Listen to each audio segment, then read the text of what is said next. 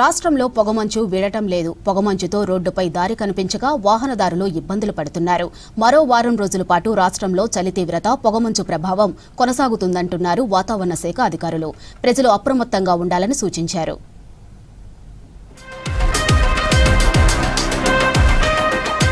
రాష్ట్రాన్ని పొగమంచు కమ్మేస్తోంది. ముఖ్యంగా తూర్పు తెలంగాణ జిల్లాల్లో రెండో రోజు వరుసగా దట్టమైన పొగమంచు అలుముకుంది. భద్రాద్రి కొత్తగూడెం, మహబూబాబాద్, ములుగు, ఖమ్మం, వరంగల్, హన్మకొండ జిల్లాల్లో పొగమంచు ప్రభావం ఉంది. జనగాం, సూర్యాపేట జిల్లాలను ఫాగ్ కమ్మేసింది. ప్రయాణికులు జాగ్రత్తగా వెళ్లాలని వెదర్ ఆఫీసర్లు అలర్ట్ జారీ చేశారు. మరో 3-4 రోజుల పాటు ఇదే పరిస్థితి ఉంటుందంటున్నారు అధికారులు. ఉదయం, సాయంత్రం వేళల్లో వాహనదారులు కేర్ఫుల్ గా ఉండాలని సూచిస్తున్నారు.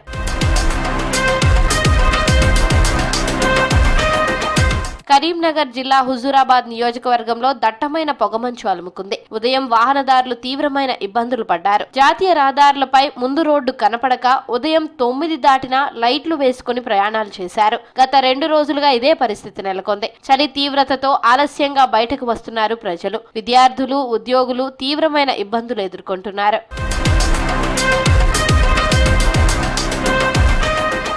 మహబూబాబాద్ జిల్లా వ్యాప్తంగా పొగమంచు కప్పేసింది. మహబూబాబాద్, బయ్యారం, గార్ల, గూడూరు, కొత్తగూడ మండలాల్లో దట్టమైన పొగమంచు అలుముకుంది. పొగమంచు కప్పేయడంతో రోడ్లపై వాహనదారులు ఇబ్బందులు పడ్డారు. పొగమంచు పెరగడంతో కొందరు వాహనాలను రోడ్ల పక్కనే నిలిపివేస్తున్నారు. కొన్ని రోజులుగా ఉదయం 9-10 గంటలైనా పొగమంచు వీడడం లేదు. దీంతో జనాలు కూడా బయటకు రావాలంటే వణికిపోతున్నారు.